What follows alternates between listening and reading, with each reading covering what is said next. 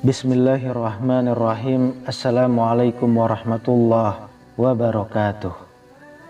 Syukur alhamdulillah kita bisa berjumpa lagi di channel ini.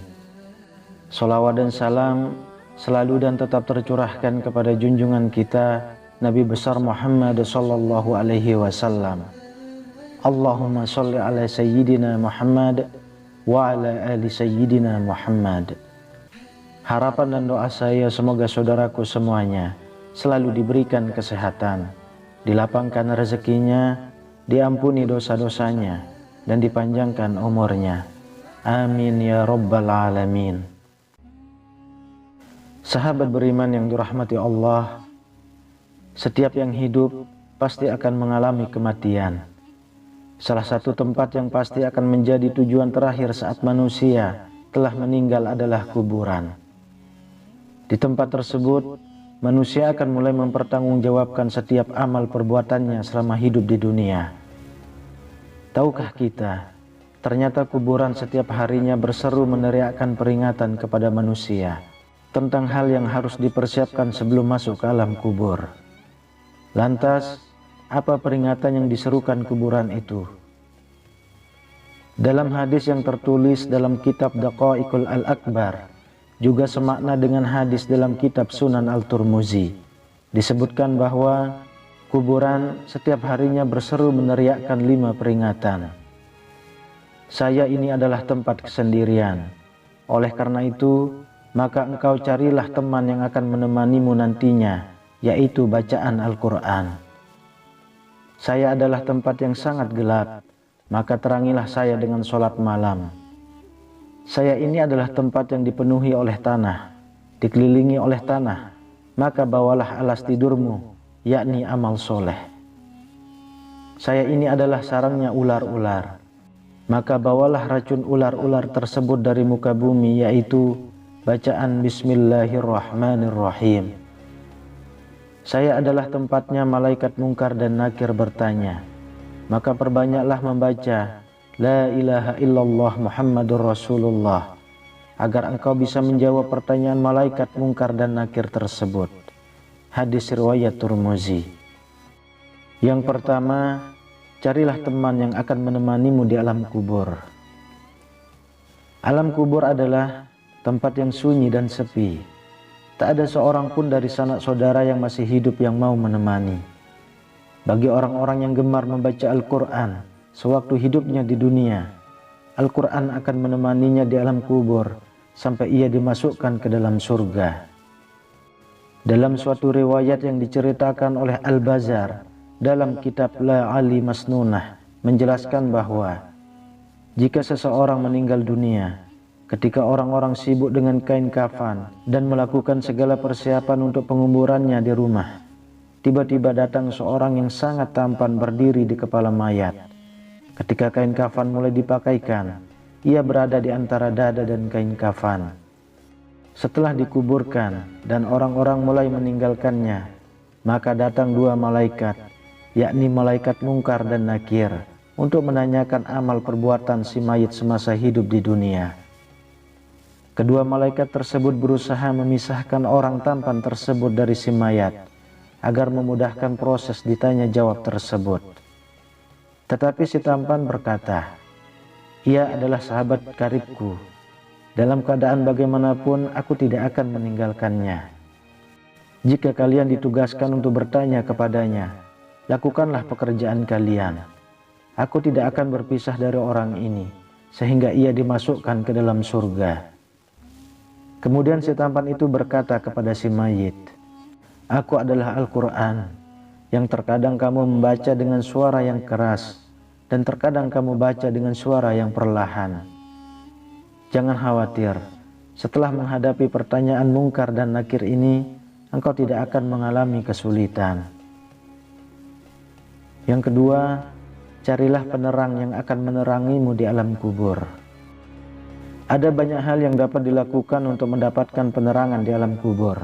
Salah satunya adalah dengan mengerjakan sholat. Hal ini sebagaimana dijelaskan dalam sebuah hadis. Sholat adalah cahaya, sedekah merupakan bukti nyata, sabar itu sinar, dan Al-Quran adalah pembelamu atau penuntunmu. Hadis riwayat Muslim. Nabi Muhammad SAW bersabda tentang kuburan seorang wanita yang berkulit hitam yang bertugas membersihkan masjid. Wanita itu meninggal, kemudian beliau menyolatkan wanita itu di atas kuburnya. Setelah usai, beliau berkata, "Sungguh, kuburan-kuburan ini penuh dengan kegelapan atas penghuninya, dan sungguh Allah Azza wa Jalla akan meneranginya untuk mereka dengan solatku di atas mereka." Hadis riwayat Muslim. Lalu yang ketiga, carilah alas tidur untuk alasmu di alam kubur. Amal soleh dan kebaikan-kebaikan yang dilakukan selama hidup di dunia nantinya akan menjadi alas tidur bagi mayit di alam kubur. Salah satu amal soleh itu adalah membaca Al-Quran. Selain akan menjadi teman di alam kubur, Al-Quran akan memberikan alas tidur bagi si mayit kelak di alam kubur. Hal ini sebagaimana disampaikan oleh Al-Bazar dalam kitab La Ali Masnunah. Ia menjelaskan bahwa kelak Al-Quran akan menghamparkan tempat tidur dan permadani sutra yang penuh dengan kasturi dari Mala'il A'la. Yang keempat, bacalah racun dari bumi untuk membunuh ular di alam kubur. Bagi orang-orang yang beriman, racun untuk membunuh ular di alam kubur itu adalah bacaan Bismillahirrahmanirrahim. Dengan membaca ini, berarti seseorang telah menghambakan diri sepenuhnya kepada Allah. Ular penyiksa di alam kubur itu bernama ular tinin. Kepedihan siksaannya sebagaimana dijelaskan dalam sebuah hadis. Dari Abdullah bin Abi Mulaikah berkata, saya mendengar Aisyah radhiyallahu anha berkata, orang-orang kafir akan disiksa pedih di kuburnya dengan dicabik-cabik oleh ular ganas yang botak. Lalu ular tersebut memakan orang itu dari kepala hingga kakinya. Kemudian orang itu kembali ke bentuk sempurna. Setelah itu dimakan lagi orang itu dari arah kaki sampai kepalanya. Lalu orang itu kembali ke bentuk sempurna.